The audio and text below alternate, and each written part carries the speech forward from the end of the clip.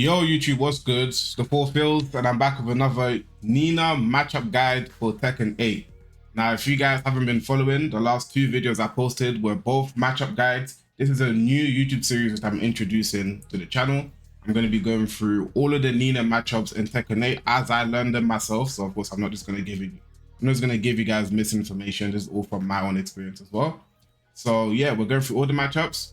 And someone in the comments, I'll try to pull up the comment on screen right now, said they want me to do Lee as the next character. So here, this is the Lee matchup guide, and yeah, we're gonna get straight into it, man. Before we get into this though, if you guys have been enjoying the series, or if you just like my content in general on YouTube, make sure you guys leave a like, subscribe if you're new to the channel, and of course, engagement definitely matters. So if you can leave a comment or share it to your friends, always helps the channel, so I appreciate the people that have been doing that. But without further ado, let's get into this this guide. Let's go. Okay, so the first thing I want to talk about is what you have to look out for in the neutral versus Lee. Now, one of the most popular options for Lee players is his forward 3. So this is what it looks like. Forward 3, which is also, I believe, a heat engager if it happens to hit. Right? Reason being, this is a really quick input, and it has good range too. It's forward 3. You can dash into it, and it's a very good tool. And it's a mid, right? So it just hits you regardless. It's a mid. Now this move here, there's a few options. One is be out of range, which is a pretty solid choice for Nina, especially with her movement in general. I would say her Hashira step is very good versus this because it also sidesteps.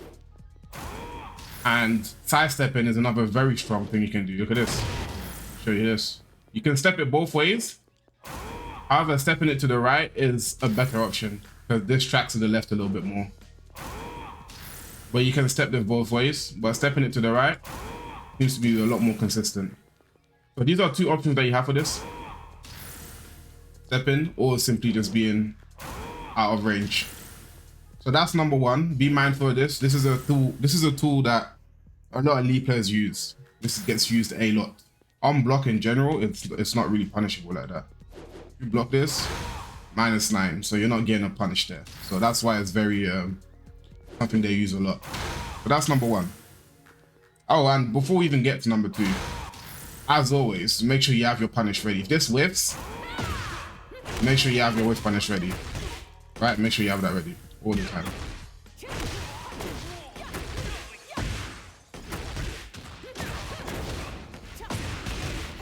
Make sure you have your punish ready. That also applies to the side step. Not down to you.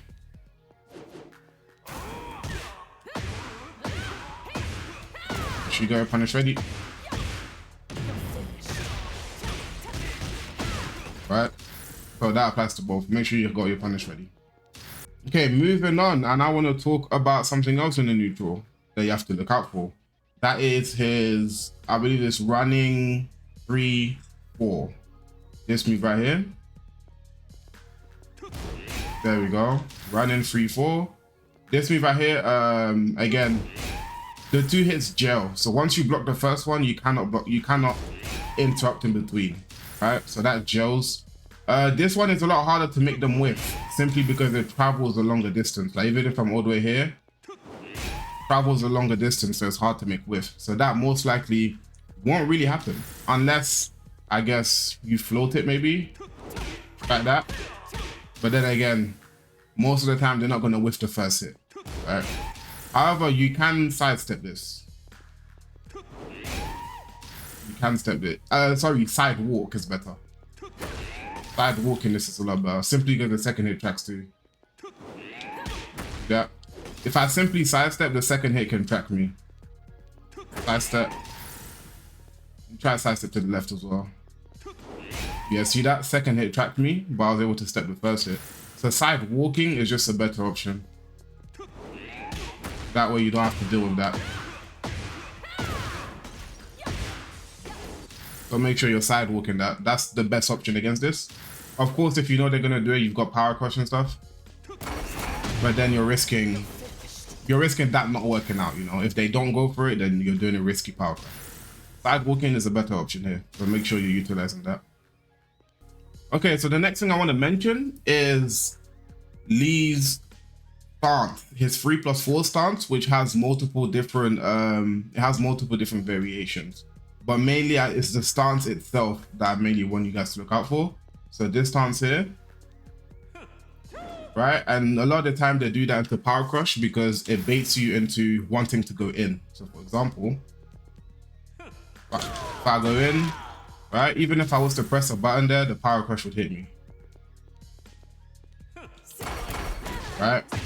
So this is something that a lot of Lee players tend to use and play around in neutral, because they know that once they see you go for the stance, you no longer really want to go in because the Power Crush could be a potential issue. And they also have other variations. Let's say if you didn't go for Power Crush, right? Let's say if you didn't go for Power Crush, you went for 1. He's got a string out of that, right? Right, he's got a mid string, so that's the high string. Of course, he's got the Power Crush, also has the low threat, and then he's got this, which is mid launcher, which goes into all of his combos, right? So it's very scary. This is sort of taunting you to get in, right? And also the Lee player knows if you get close, you've got all of these options you can play with. So it's scary. Trying to actually get in is scary in those situations. Now I'm going to show you what I like to do in those situations.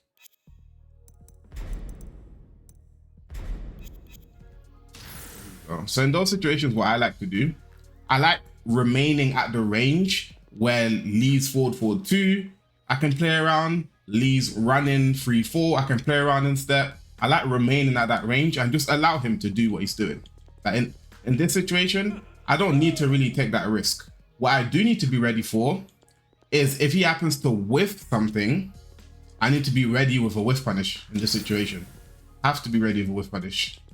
Because what you'll realize is a lot of the time they actually panic and press a button. They go for a follow-up because they assume that you're getting close. So you will pretty much feint like this, and they will assume that you're getting close, trying to basically apply pressure, and they'll go for the Power Crush or whatever follow-up they're going for. And what I've seen that works a lot and is very, very strong is actually baiting them out to do it. And when you successfully do that, you get your whiff punish. Yeah, whiff punish. You can get this from pretty far out too. So yeah, that was still a punish. So you actually got quite some time to do that.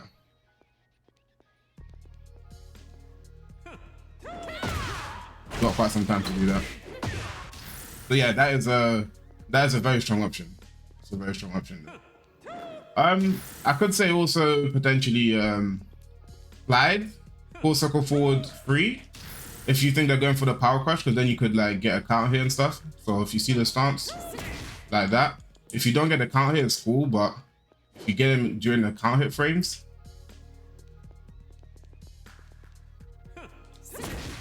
yeah, that'll be kind of tough to get. It'd have to really be a timing thing. But if you happen to get a counter hit, that would be cool.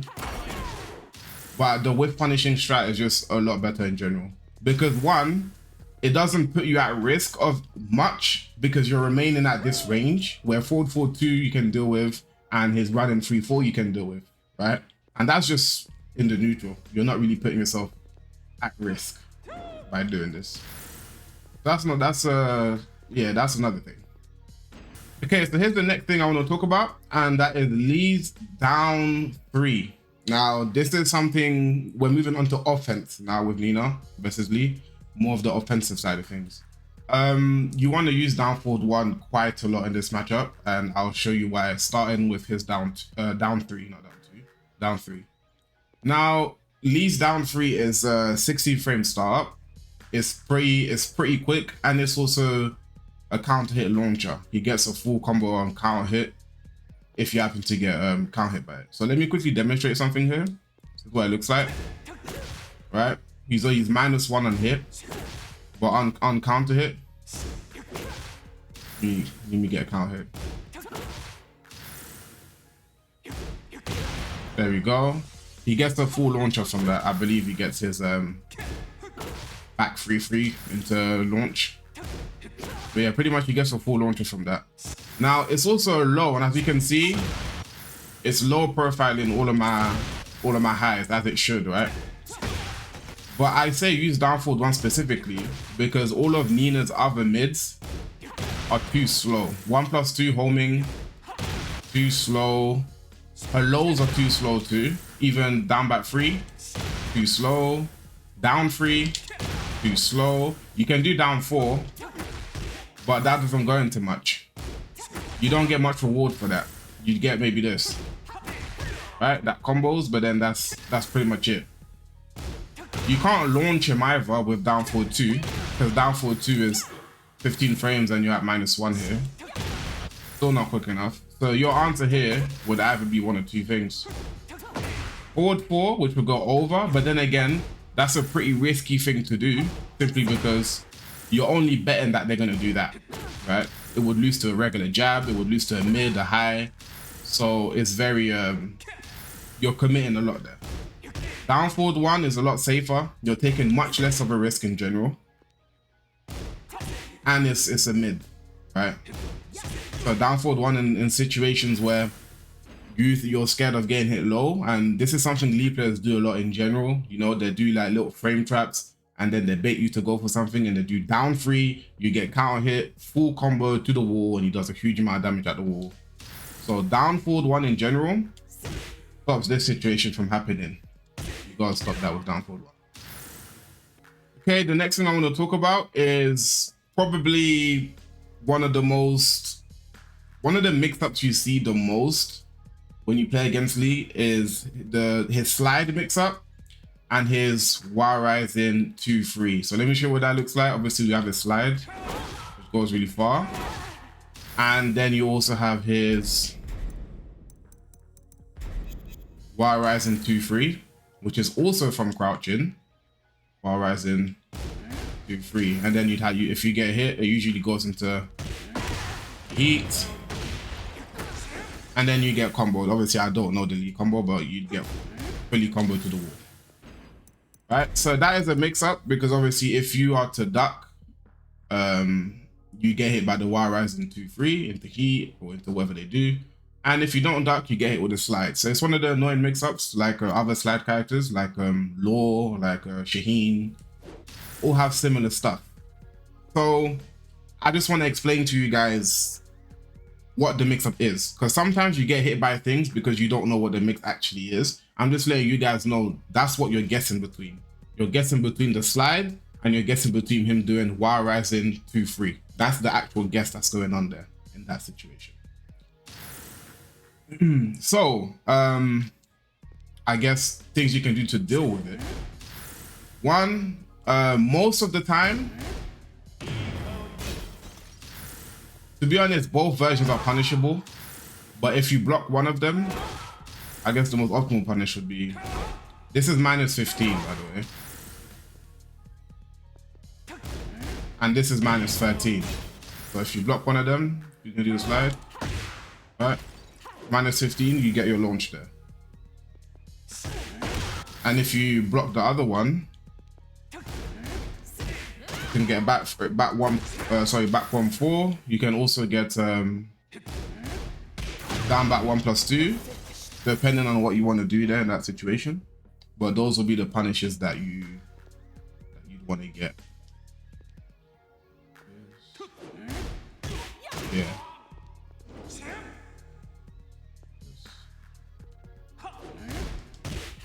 Yeah, those are the punishes you get for that.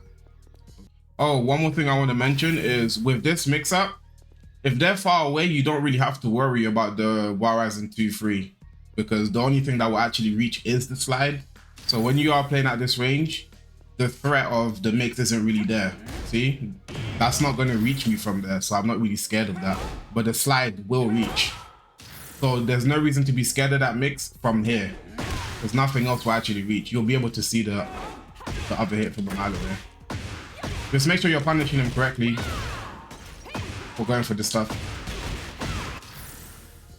I did see this range is scary because at this range, I don't know what's coming and it's not really reactable. So at that range, I don't know what's coming. But further away, there's no reason to be scared of the mix. You can still play at the forward 3 range, running 3-4 range, etc.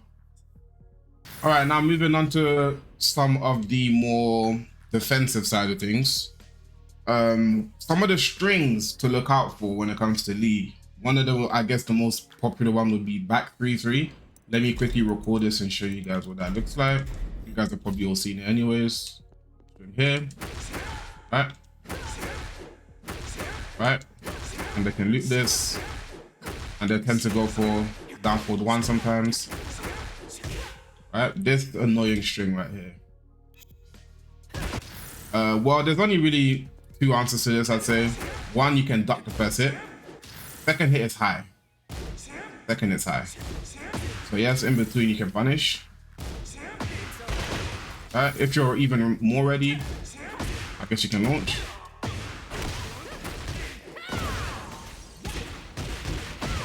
Right, so that's. You also have, of course, your low parry. So if you're ready for it.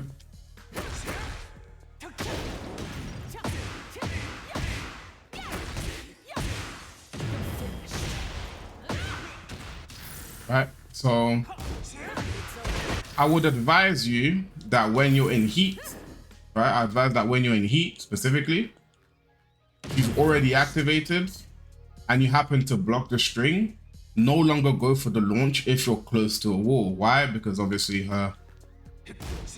in heat, you get the buff version of the guns. So that will simply do a lot more damage than going for the original launch there.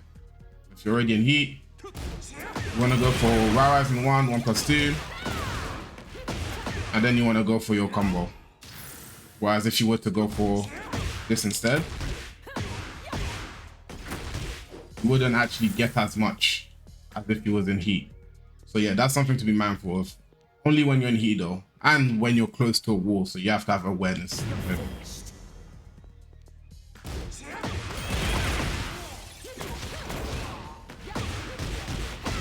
Yep, you'd get a lot more damage from that. So yeah, be mindful of that. Be mindful of that. Now, the next thing I want to talk about is when you are at the wall against Lee, when you have your back to the wall, you want to try to avoid pressing too many buttons here. Be very careful when you want to press, simply because he has this string, 2-2-3. This string here, now the original 2 is 10 frames. And it goes into 2-2-3. Now if this counter hits, it's now a 10 frame wall splat if this counter hits.